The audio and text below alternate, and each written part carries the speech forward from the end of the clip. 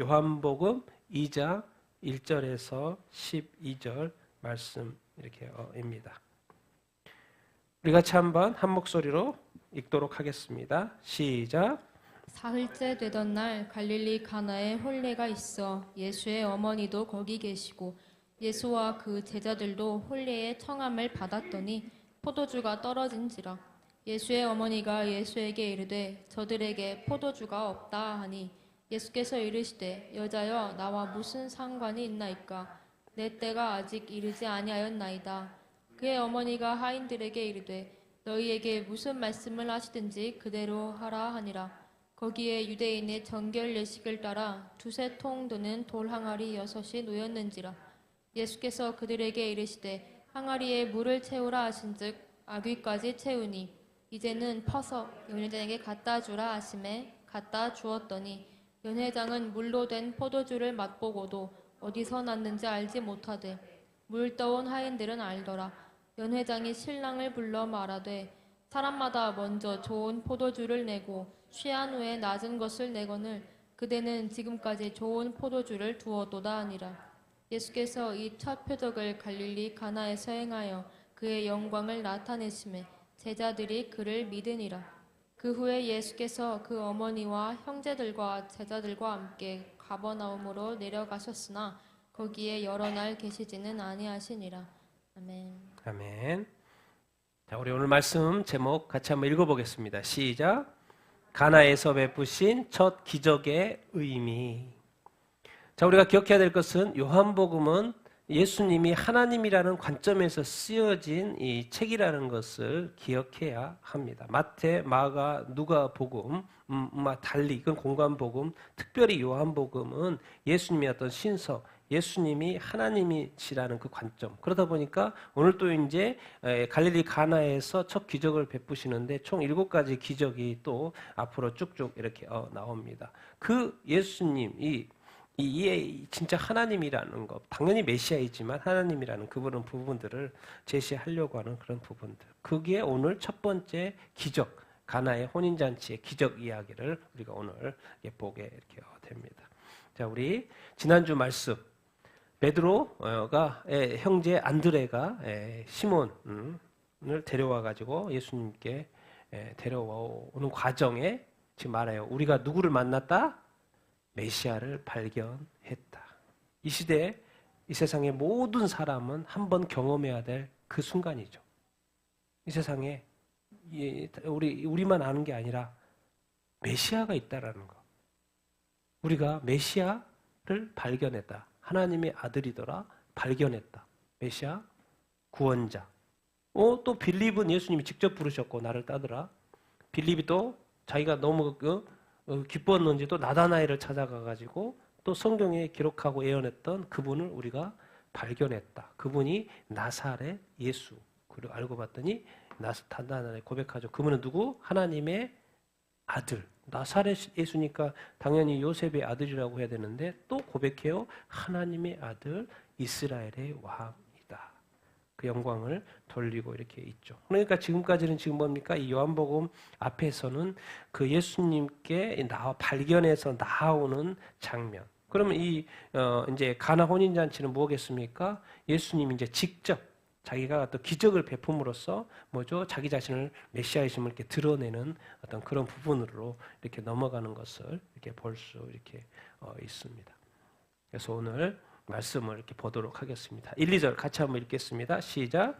사흘째 되던 날 갈릴리 가나에 혼례가 있어 예수의 어머니도 거기 계시니 예수와 그 제자들도 혼례의 청함을 받았더니 사흘째 되던 날은 뭐겠습니까? 그 앞에 나오는 그 나다나엘과의 이 어떤 이슈가 있는 이후에 사흘이 지났다는 그런 이야기 이렇게인 것이고 이제 갈릴리입니다. 갈릴리 가나에 이제 혼례가 이렇게 있고 갈릴리 가나는 예수님이 살았던 나사렛하고 한 6km 정도 떨어진 그렇게 멀지 않는 거리에 이렇게입니다. 그러니까 가나나 나사렛은 서로 이렇게 가까이 알았었고 서로 알았겠죠. 그러다 보니까 이제 가나에서 혼례 잔치가 이렇게 있는 것이죠.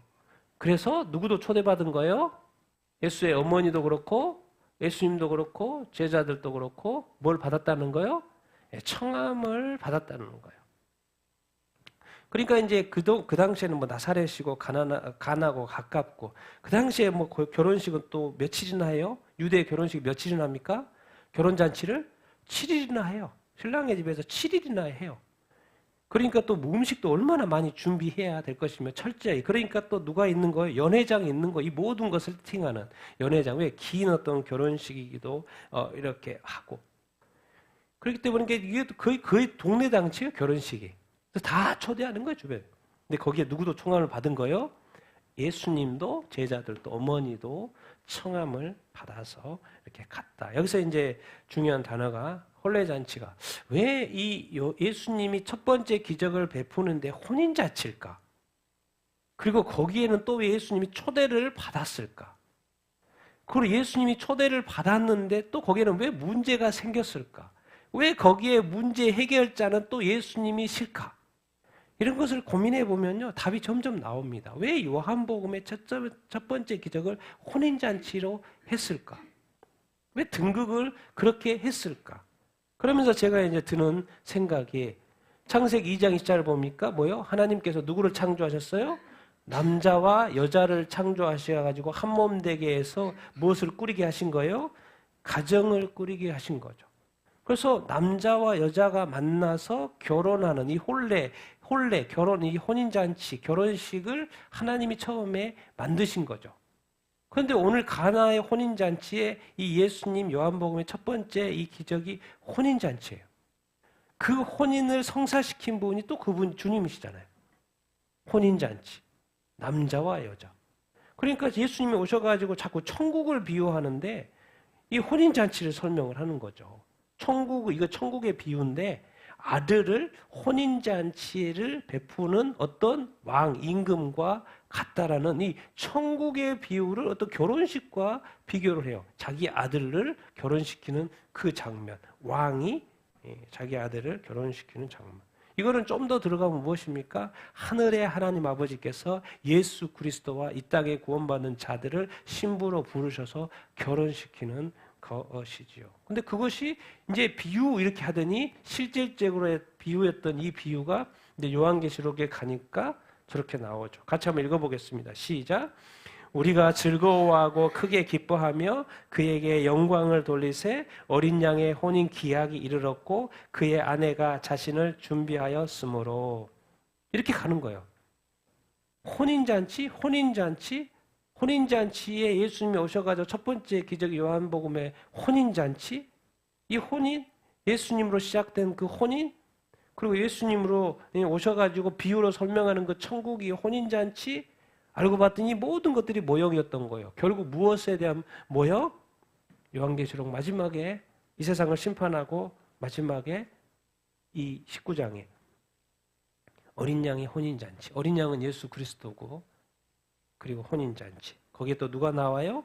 아내 나오네. 창세기에 나왔던 그 안에 우리가 이제 예수님을 믿는 성도들이죠. 그 예수님을 믿는 성도들인 그 안에 어린 양의 혼인잔치. 아내가 신부가 되는 것이고.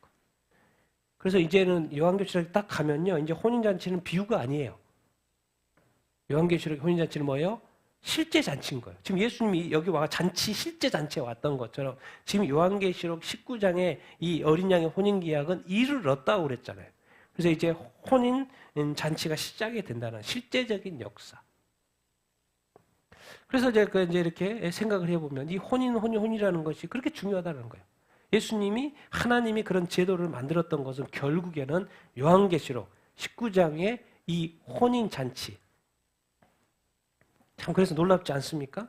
거기에 예수님이 지금 뭘 받았다는 거예요? 중요한 거는 혼인 잔치에는 뭘 받아야 돼요? 청함을 받아야 되죠. 그래서 예수님이 이 땅에 오셔서 빨리 오라고. 어디에요? 다 준비됐다고. 빨리 오라고 그러는 거예요. 그런데 이 마태복음 22장에 보면 와요 안 와요? 사람들이 안 와요. 자기 밭에 가고 자기 사업하고 이렇게 하나. 그런데 놀랍게도 온 사람, 지금 교회 다니는 사람들 있잖아요. 오잖아요. 홍인잔치에 응한 사람들이 이렇게 있는 것이죠. 여기에서의 이 혼인잔치는 예수님이 초대를 받은 입장이잖아요. 이제 엄밀하게 말하면 이제 예수님이 우리를 뭐 하는 거예요? 신부로 초대하는 어떤 그 그림. 이런 것을 생각하면서 보면 좋겠고, 자, 그런데 혼인잔치에 딱 왔어요. 근데 이제 문제가 생긴 거죠. 같이 읽겠습니다. 시작. 포도주가 떨어진지라 예수의 어머니가 예수에게 이르되 저들에게 포도주가 없다 하니. 문제가 생겼어요. 7일 동안 잔치. 그 사람들 다 불렀고 어마어마한 사람들이 와서 축하. 그래서 너무 즐거운 이 시간에. 근데 무슨 문제가 생긴 거예요? 포도주가 떨어졌어요. 그 당시에 이제 문화는 또 이스라엘 문화 같은 유목 문화고, 그래서 양고기를 주식으로 이렇게 하고, 그러다 보니까 반드시 포도주가 있어야 됩니다. 또 이렇게 그렇기 때문에 이게 포도주가 이 결혼잔치에서 떨어진다는 건 아주 큰 일이죠. 무슨 문제가 생기는 거예요? 신랑에게도 문제가 생겨. 잔치를 베풀었는데 음식이 떨어졌어. 무엇보다 또 이 모든 7일 동안의 결혼잔치를 세팅하는 누구의 문제가 생기는 거예요? 연회장인데 자기를 못한 거죠. 잘 준비했어야 되는데. 근데 지금 벌써 포도주가 떨어졌어요. 문제가 발생한 거예요. 지금 계속해서 문제가 발생한 거예요. 그럼 거기에 참석하는 하객들이 좀 포도주 달라고 그러는데 포도주가 떨어졌는데 이렇게 말하면 또 이것도 복잡해지는 것이고, 그리고 이 결혼식이 지금 또 이 잔칫날에 이게 지금 갑자기 막 이렇게 복잡해지는 상황. 이 포도주가 떨어졌어요. 문제가 발생한 거죠. 이거 어떻게? 이 예수님의 마리아, 그렇죠? 마리아는 뭘 알아요? 그 당시에 유대 문화를 알죠. 그리고 결혼식을 한두 번 참석해 봤겠습니까? 여러 번 가봤겠죠. 그러니까 이 포도주가 떨어진다는 것은 어마어마하게 큰 문제라는 걸 알아요. 이 엄청난 일인 거죠. 이 잔치가 지금 다 파토나게끔 생겼어요. 갑자기 좋던 분위기가 한순간에 그냥 다운되게 생겼어요.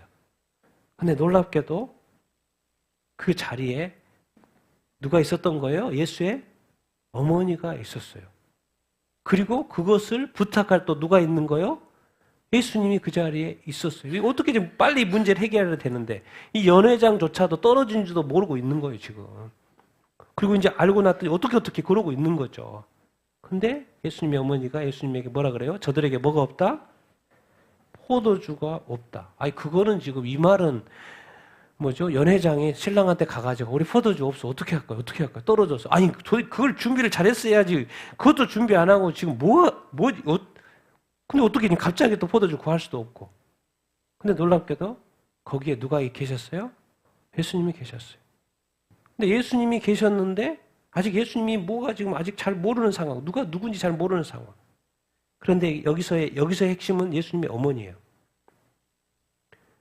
지난 30년 동안 이 예수님, 마리아하고 예수님, 태어날 때부터 예수님을 좀 다르게 생각을 했었어요. 왜? 임신 자체도 뭘 했어요? 성령으로 임신했고, 또 요셉의 꿈에 파혼을 하려고 그러는데 또 꿈에 천사가 나타나가지고 예수님은 죄를 구원할 자라고. 베들레헴에서 출생을 했는데 또 이 조그마한 애기인데 또 와가지고 막 여기저기 와서 경배를 하네. 12살 때는 성전에 6월절을 맞이해서 예루살렘 성전에 갔는데 갑자기 이런 말을 해. 내가 예수님이죠. 내 아버지 집에 있어야. 아버지는 요셉의 집이니까 당연히 나사렛인데 갑자기 성전 보고 내 아버지 집이라고 이렇게 하는 거예요. 있어야 될 줄 알지 못해. 이런 여러 가지 어떤 상황들 보면서 사실 마리아는 예수님은 자기가 낳기는 하지만 임신은 자기가 한 게 아니죠. 요셉으로 통해서 한 게 아니죠. 누구로부터 한 거예요? 성령으로부터 한 거. 그러니까 뭔가 이게 지금 사실 뭐 찜찜한 건 아닌데 뭐 또 천사도 나타났고 계속해서 이 아기는 뭔가 다르다라는 그 생각, 그래서 특별 보호를 했고 그것을 몇 년 동안 그렇게 한 거예요? 30년 동안 그렇게 했던 거예요. 그러면서 이제 뭔가 하나님이 이 아이를 쓰실 거라는 걸 알게 되는 것이죠. 그런데 이게 갑자기 이렇게 돼버린 거예요. 결혼식에 초대를 받아서 왔는데 뭐가 떨어진 거예요? 포도주가 떨어진 거예요. 뭔가 예수님의 어머니에게는, 이 마리아에게는 예수님이 뭔가 특별하다는 생각이 있었어요. 그랬는지 그냥 예수님에게 뭐라고 그러는 거예요? 저들에게 뭐가 떨어졌다? 포도주가 떨어졌다. 지금 심각한 문제가 생겼다. 그 말 뭔 말입니까? 네가 좀 문제 좀 해결해봐라. 아니 어떻게 이 어마어마한 이렇게 하객도 이렇게 많은데 뭐 포도주 잠깐 슈퍼마켓에서 사오는 그 정도가 아니고 어마어마한 양이 필요한 것이죠. 이걸 어떻게? 저들에게 포도주가 없다. 그러니까 어떤 문제가 이렇게 발생을 했을 때요. 뭔가 거기에 준비되면 중에 경험이 많은 거. 그러니까 우리가 이 신앙생활에 이제 마리아를 생각을 해보면서 어떻게 지금 이 어려운 큰 문제가 지금 결혼잔치에 생겼거든요. 결혼잔치 자체가 지금 뭔가 이렇게 완전히 문제가 되게끔 돼 있는데 거기에 예수님의 그 어머니, 그리고 그 어머니에게는 예수님과의 어떤 경험. 그러니까 우리가 이 신앙생활 할 때 이걸 생각해 보면 뭔가 예수님과의 나와의 어떤 동행하는 이 경험들, 어떤 이런 것들이 많아야 돼요. 그것이 어떤 문제를 부딪혔을 때 어떻게 되는 거예요? 그것이 하나의 해결책으로 되는 거예요. 어떤 문제와 상황이 발생할 때는 보통의 사람은 문제와 상황에 빠지죠. 계속해서 막 빠져들어가요. 그러니까 어떻게 절망, 좌절 막 그렇게 가는 거거든요. 근데 영적으로 깨어있는 사람은 누구를 딱 생각해요? 문제가 생겼을 때 예수님을 딱 생각하겠어요. 근데 이것도 하나의 훈련이에요. 왜? 마리아가 30년 동안이라는 긴 시간 동안에 함께하고 많은 경험이 이렇게 있었기 때문에. 한 가지 경험은 뭐죠? 약할 수 있어요. 2가지가 더 강해요. 3가지가 더 강해요. 10가지가 더 강해요. 제가 신앙생활 30년 동안 해오면서 많은 어떤 또 사역을 하면서 또 선교지에 있으면서 경험했던 수많은 예수님과의 그 역사. 그러니까 그런 것들이 쌓여 있기 때문에 제가 이렇게 나아가는 이 어떤 사역이면 사역이고 삶 가운데도 그 믿음이 흔들려 안 흔들려? 흔들리지 않아요. 근데 그것이 적으면 흔들릴 확률이 높겠죠. 그래서 이 마리아의 이 예수님의 어머니 마리아, 여기서 이제 마리아가 중요하지 않기 때문에 다른 데서 마리아는 이름을 쓰는데 마리아를 이름을 숨기죠. 예수님이 중요하기 때문에. 예수님의 어머니. 이 마리아가 뭔가 이렇게 이 문제를 해결하는 해결자로 나오는 거예요. 마리아가 해결하는 게 아니고 그것을 누구한테 넘겨요? 예수님한테 넘겨요. 그러니까 당연히 예수님은 뭐냐고 그러는 수밖에 없죠. 같이 읽겠습니다. 시작. 예수께서 이르시되 여자여 나와 무슨 상관이 있나이까 내 때가 아직 이르지 아니하였나이다. 그의 어머니가 하인들에게 이르되 너희에게 무슨 말씀을 하시든지 그대로 하라 하니라. 그러니까 지금 갑자기 예수님이 엄마가 불쑥 나온 거죠. 나한테 지금 어쩌라고 이 말이에요 지금. 여자여라는 말은 사실은 이제 이렇게 헬라어로 보면 귀나이라는 것은 최고 존칭어입니다. 여자여라는 말은 존칭어를 쓰는 것이고 나와 무슨 상관이 있습니까? 지금 나는 결혼식에 초대를 받아서 그렇죠? 축하해 주려고 왔을 뿐이에요. 근데 어머니가 지금 큰 문제가 생겼는데 그 문제 해결자로 네가 해봐 이렇게 한 거예요. 아니 근데 지금 이게 나는 지금 이 땅에 예수 그리스도의 복음을 전하러 왔고 또 이렇게 사역을 이렇게 하러 왔고 근데 아직 그 때가 되지 않아서 내가 정식으로 스타트를 지금 안 하고 있는 상황인데 불쑥 지금 예수님의 어머니가 이 문제 좀 해결하라는 거예요. 포도주 문제 좀 해결하라는 거예요. 여러 가지 생각이 해보될 문제 이렇게 인 것이죠. 아니 사역을 했으면 사역의 현장에서 큰 일이 일어나야 되는데 갑자기 결혼식인 거예요. 결혼 축하하러 오신 거예요. 잘해서 문제가 생겼어요. 근데 그 문제를 누가 지금 해결해야 되는 상황이 된 거예요? 예수님이 해결하는 거예요. 아무도 해결할 사람이 없는 것인 거예요. 예수님이 내 때가 안 됐대. 뭔 말입니까? 지금 앞에 공간복음에 마태, 마가, 누가복음 짜잔 이렇게 나오는 거예요. 이제 요한복음에도 형제 시몬을 찾아 말하되 우리가 누구를 만났다? 메시아를 만났다. 그러니까 예수님은 딱 이렇게 등장을 해야 되는 거예요. 앞에 보면. 어떻게 등장해요? 이때부터 예수께서 비로소 전파하여 이르시되 회개하라 천국이 가까이 왔느니라 이렇게 쫙 하고 나가야 되는데 오늘은 어디에 있는 거예요? 결혼잔치에 와 있는 거예요. 근데 포도주가 떨어졌는 거예요. 결혼잔치에 와가지고 또 회개하라 천국이 가까이 이렇게 할 수는 없잖아요. 이런 상황이 아닌 거예요 지금. 아직 내 때가 되지 않아서 아직 시작하지 않고 있는데 하필 또 결혼식장에 또 문제가 생겼고 어머니가 자꾸 또 막 이렇게 푸시 아닌 푸시를 막 하는 거죠. 간청을 하는 거죠. 더 놀라운 것은 어머니는 뭐라 그래요? 하인들에게 너에게 무슨 말씀하시는지 그대로 하라. 도대체 뭐예요? 지금 어머니는 지금 막 자기 생각을 하는 거예요. 뭐 너무 이 문제가 너무 심각하기 때문에 뭔가 해결을 하기 때문에 자꾸 아들 예수한테 지금 막 이렇게 하는 거, 뭔가 미는 거예요. 지금 간청하는 거예요. 그러니까 어머니는 왜 계속해서 예수님에게 말도 하고 이제 하인들까지 예수님이 분명히 무슨 말 하실 거야. 근데 예수님은 지금 내 때가 아니라고 지금 말하고 하고 있는데도 불구하고 뭔 일이 그냥 예수님은 가만히 있을 거, 아들은 가만히 있을 것 같은 생각이 드는데 예수님 지금 한인한테 말하는 거예요. 무슨 말이 있을 거라고. 분명히 예수님은 때가 안 돼서 지금 뭔가 안 움직일 것 같은데 그래도 뭔가 어머니는 생각하기에 무슨 일을 할 거라고, 무슨 말을 하고 할 거라고 자꾸 이렇게 진도가 이렇게 나갑니다. 여러분, 이게 뭡니까? 지금 마리아의 어떤 이 문제 가운데에서 계속해서 밀고 나가는 것이 뭐로 느껴집니까, 여러분은? 아니, 아이고, 그러면 이제 끝나는 거지, 뭐 어쩔 수 없지, 뭐 포기해야지, 뭐 결혼식.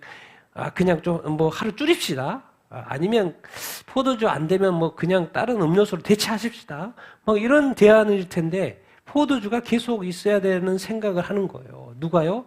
어머니 마리아가, 이 예수의 어머니 마리아가. 그리고 계속 예수님한테 부탁을 하고 또 무슨 말씀을 하실 거라고, 뭔가 있을 거라고 생각하는 거예요. 이게 뭐예요? 이게 하나님의 사람이죠. 이거를 이제 우리가 쉽게 알아듣게 하면 기도하는 거예요. 기도하는 거예요. 거기에 누가 계세요? 예수님 있어요. 예수님 누구의 문제를 해결할 수 있는 사람인 거죠. 우리가 신앙생활 하는 데 있어서 문제가 발생을 했어요. 그러면 먼저 누구를 딱 생각을 해야 되는 거예요? 하나님을 생각하고 예수님을 생각을 해야 돼요.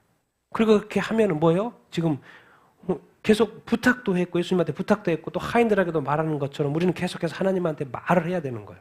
또 기도를 해야 되는 거예요. 의탁을 해야 되는 거예요. 의지해야 되는 거예요. 간청을 해야 되는 거예요. 간구를 하는 거예요. 그래서 성경에서 말하는 거예요. 구하지 않아서 받지 못한다. 그건 네 책임이다. 구하면 주실 건데 구하지 않아서 받지 못한 것은 네 책임이라는 거예요. 그러니까 이 세상에서는 가난할 수밖에 없어서 가난한 사람이 있고 또 어떤 사람들은 구하지 않아서 가는 사람이 있어요. 나는 여러분들이 구하지 않아서 가난한 사람이 되지 않게 되기를 예수님의 이름으로 축원드립니다. 마리아는 계속해서 구하는 거예요. 구하고 구하다 보니까 아니 예수님이 지금 이런 때가 아닌데 어떡하지? 고민이 사실 많았겠죠. 그런데 이 결혼식의 문제, 또 이 간청의 어머니의 어떤 간청, 때는 이렇게 안 됐어? 그럼 어떻게? 예수님이 많은 생각을 했겠죠. 그런데 이런 상황을 이렇게 발생하는 걸 이렇게 보죠. 같이 읽겠습니다. 시작. 거기에 유대인의 정결의식을 따라 두세 통 드는 돌 항아리 6이 놓였는지라 예수께서 그들에게 이르시되 항아리에 물을 채우라 하신즉 아기까지 채우니 이제는 떠서 연회장에게 갖다 주라 하심에 갖다 주었더니. 자, 상황이 지금 해결될 기미는 없고 오로지 두 사람만의 대화가 있는 거예요. 왜? 해결 좀 없어. 다른 걸로는 해결이 안 돼요. 이 어마어마한 양을 어떻게? 해결될 기미가 없는데 두 사람만 대화가 있고 한 사람의 고민이 깊어지죠. 그분은 예수 그리스도인 거예요. 어떻게? 어머니의 어떤 간청? 내 때는 이렇게 안 됐어? 근데 눈에 들어오는 게 있었어요. 거기에 뭐가 있었어요? 유대인의 정결의식. 정결의식 뭡니까? 정결은 뭐예요? 깨끗하게 하는 거죠. 뭘 깨끗하게 해요? 예. 그 당시에는 이렇게 밖에 나가 먼지가 많기 때문에 식사를 할 때나 밖에 나갔다가 들어올 때나 항상 뭘 했던 거예요? 집안에 들어가기 전에 그 물로 깨끗하게 씻었던 거예요. 이게 정결의식이 딴 거 아니에요. 그냥 물로 씻는 거예요. 물로 씻는 거. 밖에 나갔다 오면 또 먼지 묻었으니까 물로 씻는 거고 손도 씻고 발도 이렇게 씻는 것이고. 그리고 또 뭐요? 만약에 손님이 온다 그러면 물을 떠서 발을 씻겨주는 것이고 뭐 이런 거예요. 이런 거죠. 그리고 또 밖에 먼 일 있다가 나갔다 오면 이런 식인 거죠. 또 식사할 때도 또 씻어야 되잖아요. 늘 이렇게 씻는 문화, 먼지가 많은 그런 어떤 곳이기 때문에. 그래서 이 정결의식. 근데 이 사람은 이렇게 부자인데 뭐였는지 원래 보통 이러는 거지. 돌 항아리가 몇 개나 있어요? 6개나 있었어요. 6개나 이렇게 했었어요. 6개나 있었어요. 한 통이 아니고 6개나 있어요. 이것도 우연이 아닐 수도 이렇게 있죠. 왜? 지금 지금 결혼식 잔치예요. 가족 잔치가 아니고 무슨 잔치인 거예요? 결혼식 잔치인 거예요. 근데 또 마치 6개가 이렇게 있어요. 보통 뭐 여러 가지 해석이 있지만 보통 돌 항아리 한 통에 한 40리터 정도 들어간다고 이야기를 이렇게 한 40리터는 적은 리터가 아니죠. 40리터. 근데 그게 6개 이렇게 있는 것을 이렇게 보게 이렇게 됩니다. 그러니까 늘 여러분 항상 이렇게 무에서 유를 창조하려고 하지 마십시오. 그러니까 그게 쉬운 일이 아닙니다. 하나님이야 무에서 유를 창조하는 것이 쉬운 일이지만 우리 인간은 그냥 뭐가 땅에서 뭐가 하늘에서 쏟아지면 좋겠고 뭐가 떨어지면 좋겠고 없었던 것이 있었으면 좋겠고 그런 식의 사고를 자꾸 이렇게 하려고 하는데 하나님은 우리는 자꾸 무에서 유를 창조하는 게 아니에요. 예수님도 딱 왔어요. 보니까 뭐가 눈에 들어와요? 돌 항아리가 들어오죠. 이런 게 뭐냐면 오병이의 기적 기억나잖아요. 사람은 어마어마하게 장정만 남자들만 5천 명이 앉아 있고 그럼 전체 하면 10,000명이 넘어가죠. 여자도 있고 애들도 있고 그러니까. 그런데 거기에 무엇을 사용하셔서 그 인원들을 다 먹이는데 떡 5개와 물고기 2마리. 이건 아무것도 아니죠. 어떻게 이거 가지고 그 많은 사람들을 먹여? 근데 그 자리에 누가 계셨던 거예요? 예수님이 계셨던 거예요. 예수님이 누구한테 기도해요? 하나님한테 기도하죠. 그러니까 이 떡 5개, 물고기 2마리로 5,000명을 먹여요? 못 먹여요? 먹여요. 근데 중요한 것은 예수님이 이렇게 기도해요. 하나님, 여기에 지금 5,000명, 그 전체하면 10,000명인데요. 하늘에서 그냥 떡을 내려주십시오. 이상하게 그렇게 하지 않았어요. 근데 마치 가끔씩 우리가 신앙생활을 그렇게 한다고요. 주변을 보십시오. 뭔가 하나님의 힌트가 있을 수 있어요. 힌트. 보니까 예수님이 보니까 물고기가 5개, 2마리, 떡이 5개 있네. 그러니까 이런 것을 늘 이제 뭐냐면 우리 삶에 있어서 우리에게 하나님이 자꾸 뭘 요구하시냐면 주님은 역사는 하실 수 있어요. 능력이 있으니까. 근데 뭘 요구하시는 거예요? 우리 안에 믿음을 보시는 거예요. 정말 물고기 2마리와 떡 5개 5,000명을 먹일 수 있나? 아니 지금 이 어마어마한 잔치의 하객들이 와 있는데 이 사람들에게 다시 포도주를 다 떨어졌는데 이걸 다 먹일 수 있을 이게 가능한가? 그거예요.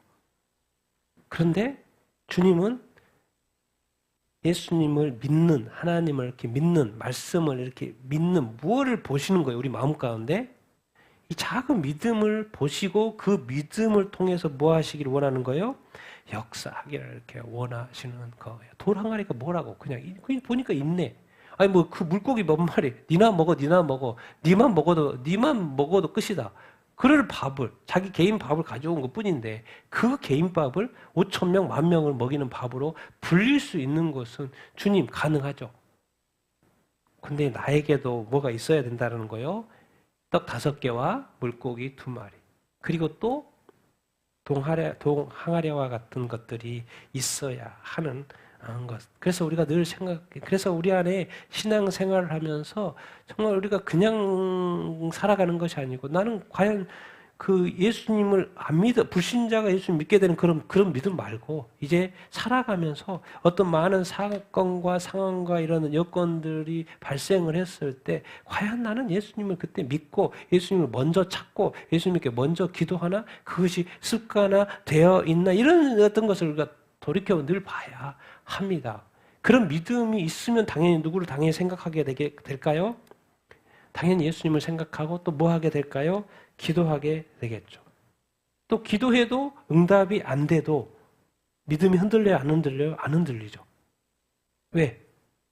내가 기도해서 응답이 안 된다고 해서 하나님이 없어지는 게 아니고 그리고 내가 기도해서 응답하지 않는다고 해서 예수님이 때와 상관없이 능력이 사라지는 것이 아니고 예수님은 여전히 메시아이시고 때가 안 됐다고 그러는데 지금 역사하시는 거잖아요. 때와 상관없이 예수님에게는 항상 뭐가 있어요?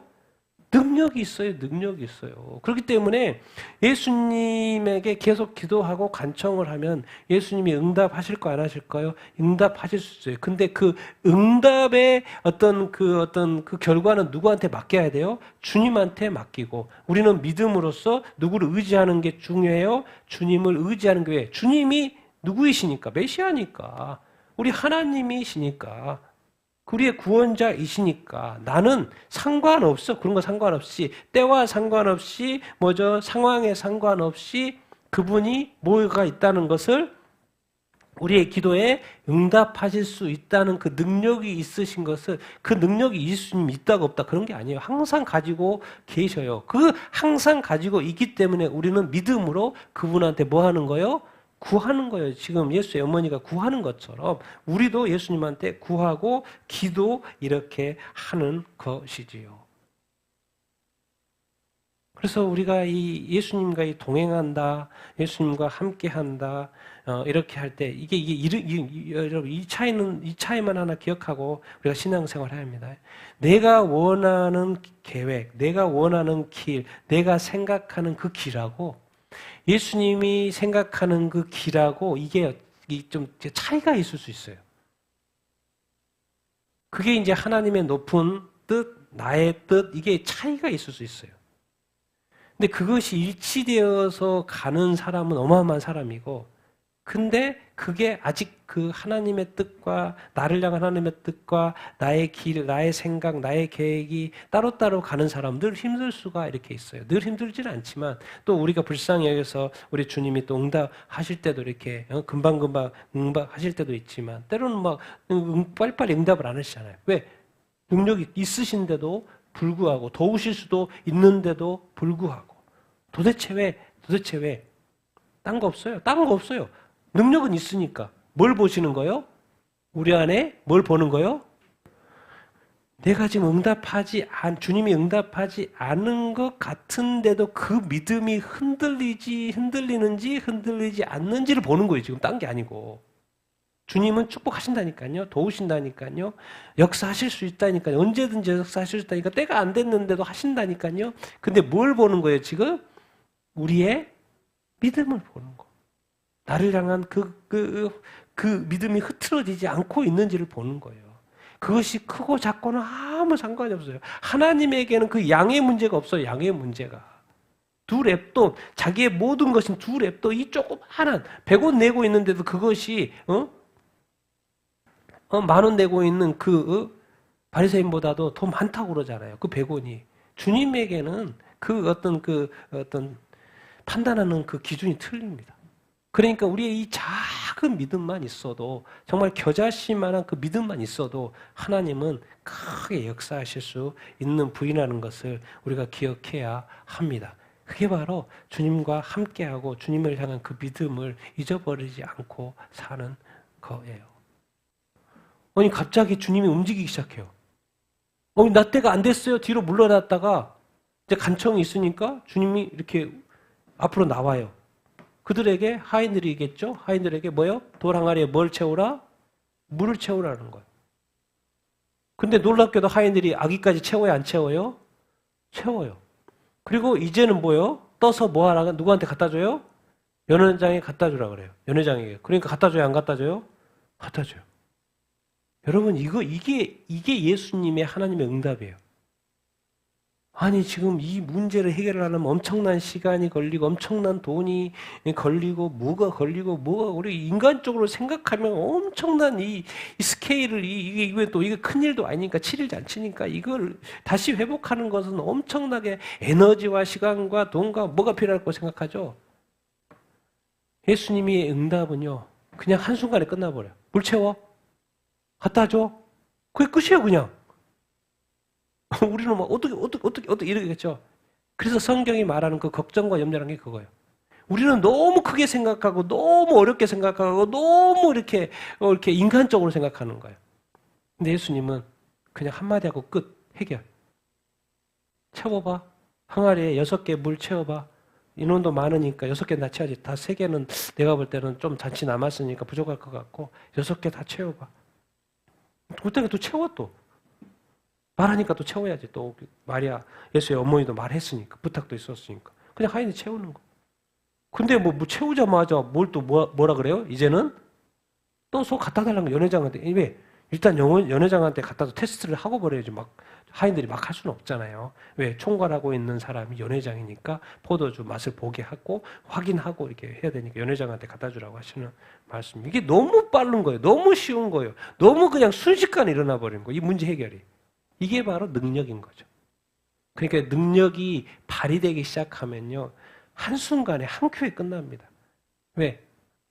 하나님에게는 그런 능력이 이렇게 있어요. 그래서 우리가 여기서 이제 기억해야 될 것은 예수님의 이 말씀 자체가 뭐라는 것을 기억하면 좋아요? 능력이에요. 이 성경 말씀 자체가 말씀이라고만 생각하지 마시고요.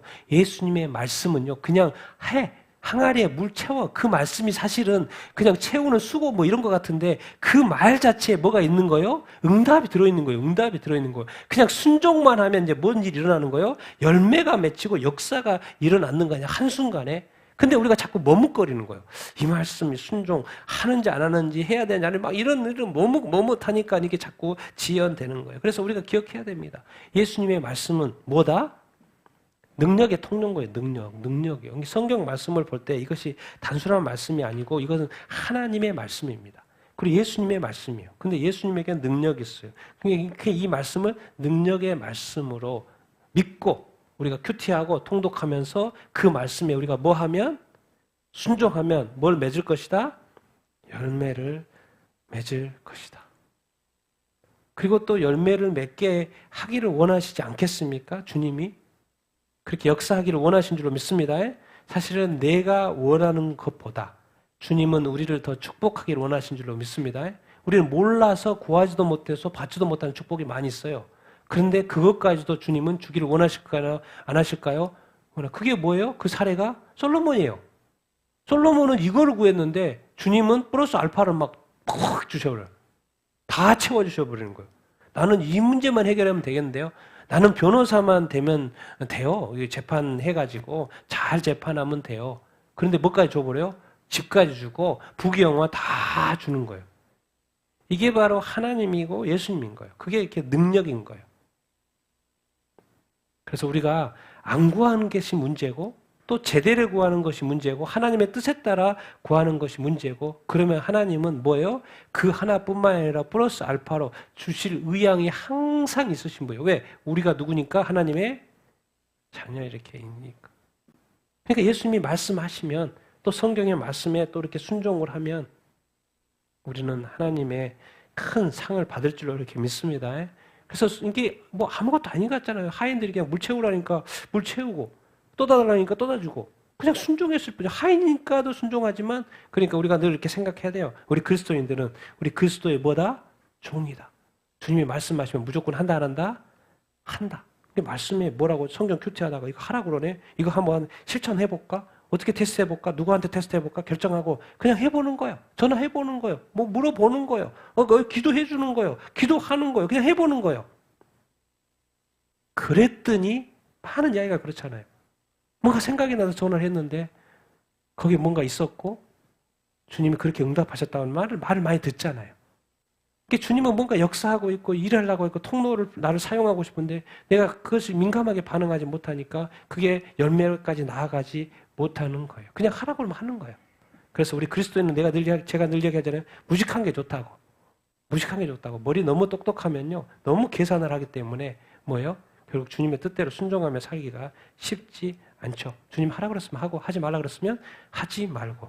근데 우리 똑똑한 우리 요즘 그러잖아요. 제가 늘 금요일마다 하는 이야기예요. 똑똑한 목사님들, 총회 그 똑똑한 지도자들, 교회 지도자들 너무 똑똑하니까 하나님의 말씀이 하지 말라는 거 하고 하라는 거 하지 않고 그러잖아요.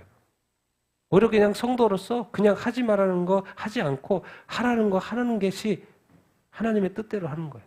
그리고 역사가 있고 보호하심이 있고 도우심이 있을 줄로 이렇게 믿습니다. 그래서 여러분 우리 하나님의 말씀이고 주님의 말씀이 능력인 줄 알아 늘 순종하고 또 이렇게 열매 맺는 그런 삶을 사는 여러분 다 되기를 예수님의 이름으로 축원드립니다.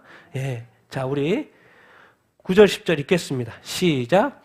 연회장은 물로 된 포도주를 맛보고도 어디서 났는지 알지 못하되 물도온 하인들은 알더라. 연회장이 신랑을 불러 말하되 사람마다 먼저 좋은 포도주를 내고 취한 후에 잦은 것을 내거늘 그대는 지금까지 좋은 포도주를 두었도다 하니라.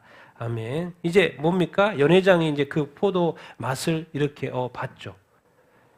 그런데 그게 어떻게 되는지는 모르고 연회장은 뭐예요? 맨날 항상 그렇게 해왔으니까. 자기가 직업이니까. 그래서 저쪽 결혼식 했다가 또 지난달엔 저쪽 결혼식 연회장으로 또 오늘은 이제 여기 가나에 결혼식에 혼인잔치 연회장으로 이렇게 와 있는 거예요. 그러니까 포도주 맛을 너무나도 잘 알죠. 음식도 다 체크하니까.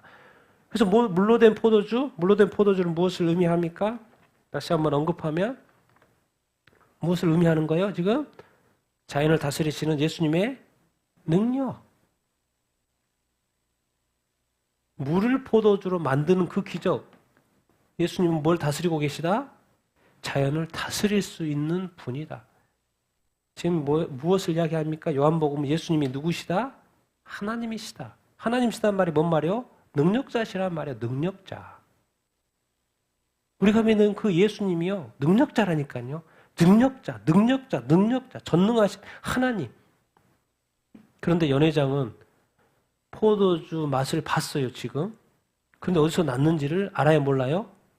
알지를 못해요. 근데 물도온 하인은 알아야 몰라요? 알아요. 그래서 제가 근데 이제 여기서 이제 문제 해결.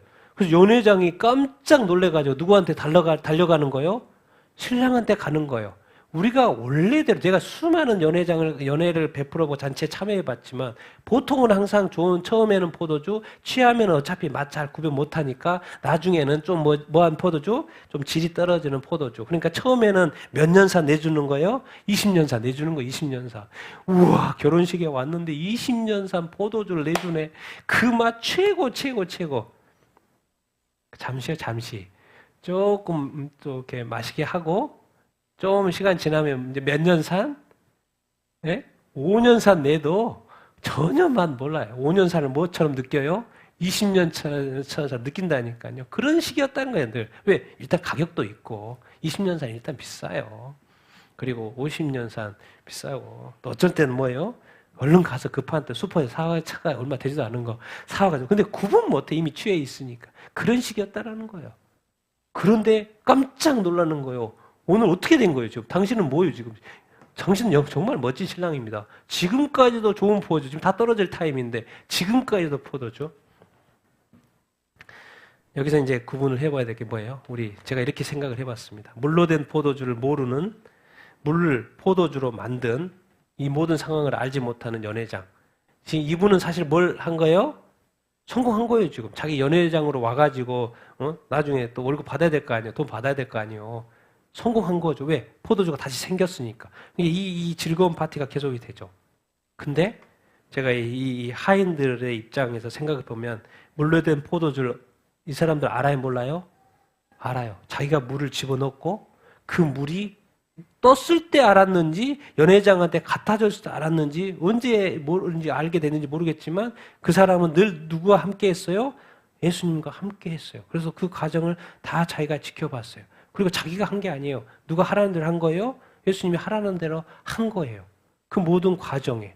근데 맛은 또 누가 봐요? 하인이 볼 수 없죠. 누가 봐요? 연회장이 봐요. 근데 못 보고 체크하고. 이 사람은 성공한 거예요. 직업적으로. 잘 마치게 되니까. 근데 하인은 뭐 맛도 제대로 못 보지도 못하고 그냥 일만 했어요. 맛도 제대로 못하고.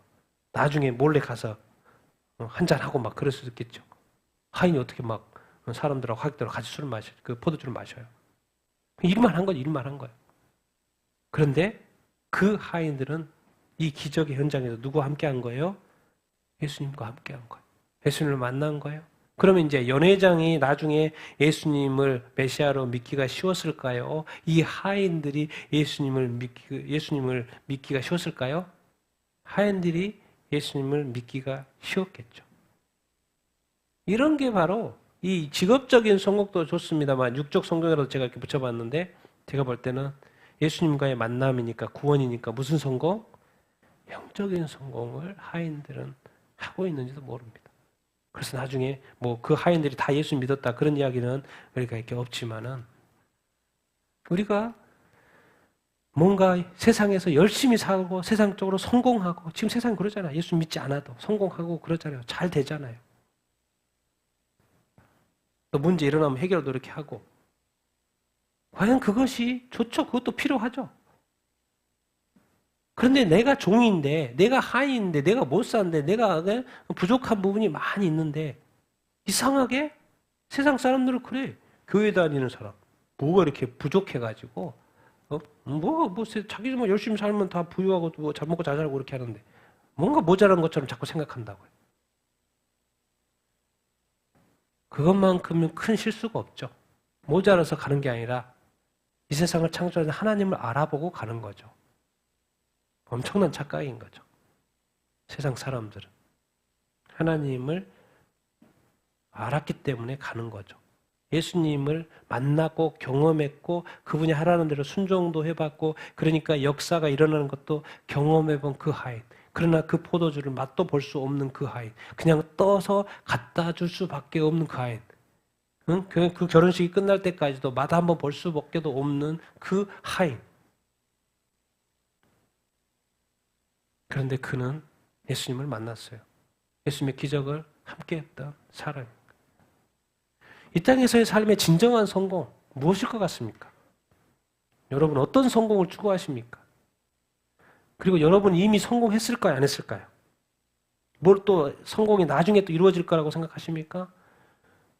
나는 제가 정말 이렇게 말씀드립니다. 여러분들이 예수 그리스도를 지금 알고 믿고 세례받고 이렇게 하나님을 예배하고 예수님을 쫓아 살고 있는 여러분은 이미 뭐 하신 거예요? 성공하신 거예요. 성공하신 거예요. 성공하신 거예요. 이 세상에 최고로 부유한 사람인 거예요. 여러분은 그것을 소유했어요. 그러나 뭐가 아직 아닌 거예요? 누리는 타임이 아닌 거예요. 누리는 타임. 그 차이만 있을 뿐이요. 세상 사람들은 자기가 그것을 다 누리고 있는 거죠. 왜? 어차피 지옥 가서 누릴 수가 없기 때문에 지금이라도 누리고 있는 것이고. 그런데 이상하게 그리스도인들은 주님에 따라가는 길은 십자가의 길인 거예요. 그래서 뭔가 십자가를 잘 누리는 것이 별로 없어. 때로는 힘들기도 하고 스트레스도 많고 때로는 어디든 막 박해하고 막 핍박하고 고문하고 너무 힘들어. 그러니까 뭔가 이렇게 누림이 잘 이렇게 안 돼. 그런데 주님의 입장에서 볼 때는 지금 누림은 사실 예수님도 이 땅에서 누리지 별로 못했잖아요. 그런데 뭐요? 하늘 영광 하늘 보좌 앉으신 것처럼 지금은 누리고 계시죠.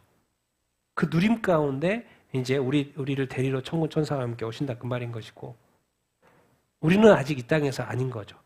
여전히 자기를 부인하고 자기 십자가의 길. 그러니까 우리가 너무 누림에 초점을 맞춰버리면 사실 예수님의 십자가의 길 가기가 쉽지 않을 수도 있습니다. 또 항상 누리지 못하는 것도 문제지만은 또 주님이 또 이렇게 은혜 주셔서 누리게도 하시겠지만은 그 어떤 초점을 어디다 맞추느냐. 항상 누리는 이 직업적인 성공을 늘 하는 연회장. 알고 봤더니 연회장의 성공은 사실 누가 도와줘서 한 거예요? 예수님이 도와줘서 한 거죠. 근데 예수님이 도와줘서 하는 성공도 자기가 잘해서 성공했다고 착각하고 그렇게 착각 속에 그럼 도대체 왜 연회장이 성공했어요? 그 재능을 누가 줬어요? 하나님 주신 거잖아요.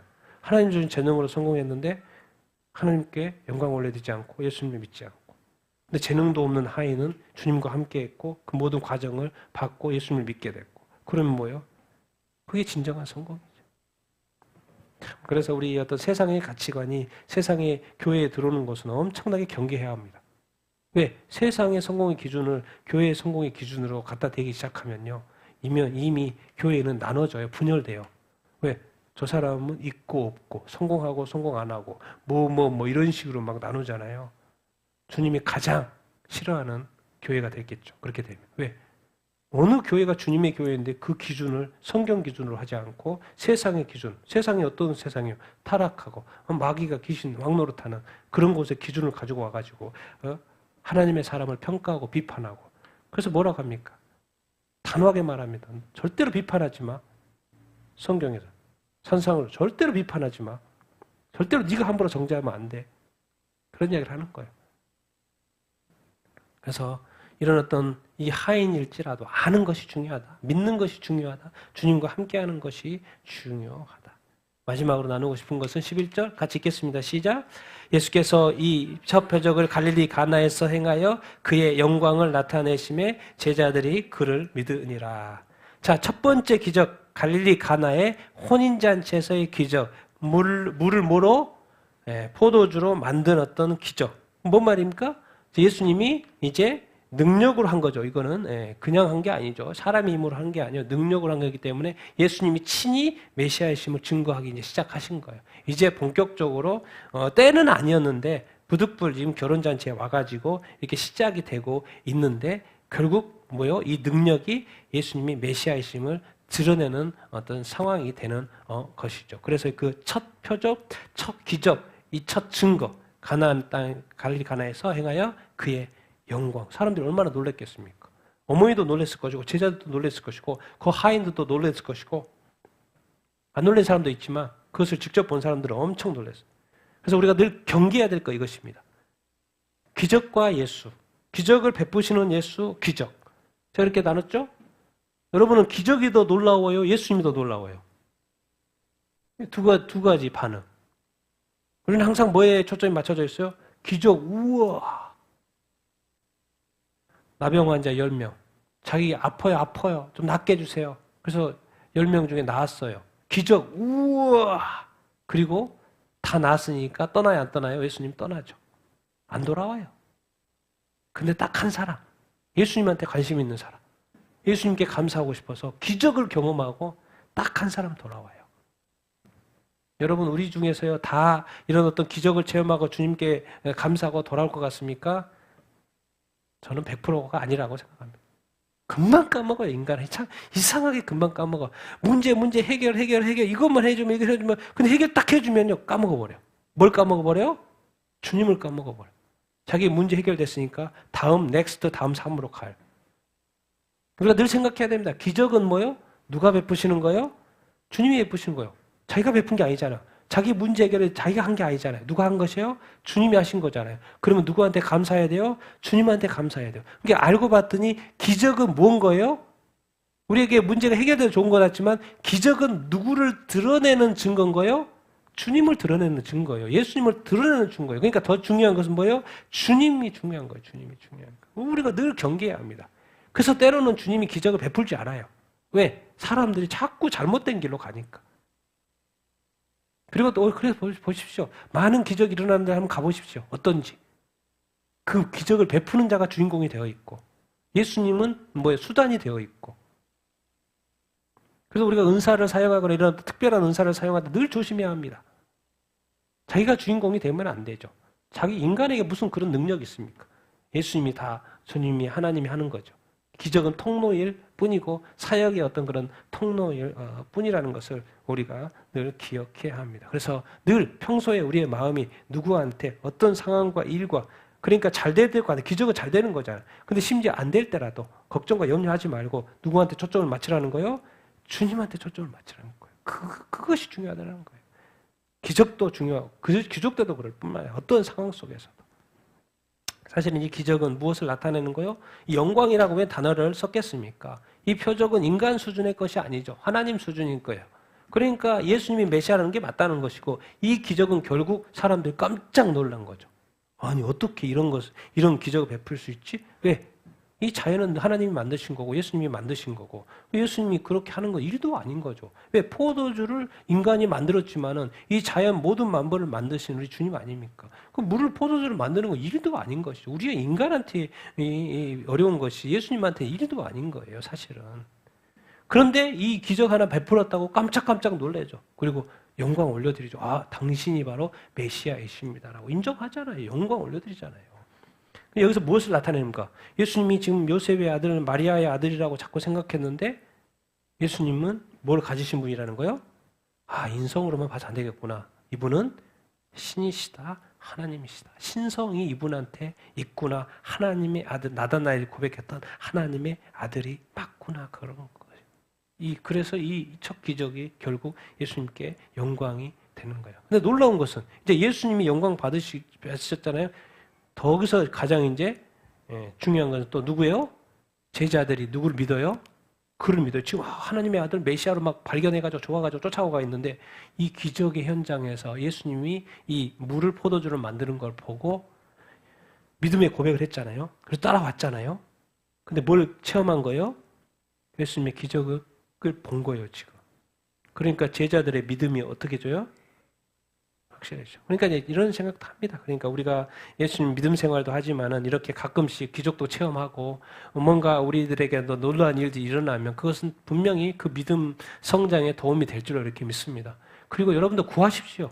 또 어렵고 이렇게 있을 때 문제가 생겼을 때 주님 도와주시옵소서, 해결하여 주시옵소서, 낫게 하여 주시옵소서, 역사하여 주시옵소서. 계속 구해 보십시오. 계속 구하면 주님이 또 일하실 거예요. 일하실 거예요. 그럼 그것이 체험이 되면 또 그것이 간증거리가 되고 나의 믿음이 성장할 수 있고 또 누군가에게 간증을 할 때 그들의 믿음도 성장시켜 줄 수 있는 요인이 될 수 있는 거 아니겠습니까? 그러니까 때로는 이런 어떤 기적도 때로는 필요한 것 같아요. 그래서 하나님이 때를 따라서 그렇게 일하시는 그런 부분이 있는 것 같아요. 그래서 주님 나에게도 기적을 베풀어 주시옵소서. 이렇게 뭐 구하는 게 뭐 문제입니까? 자유잖아요, 자유. 왜 안 구합니까? 구하 보십시오.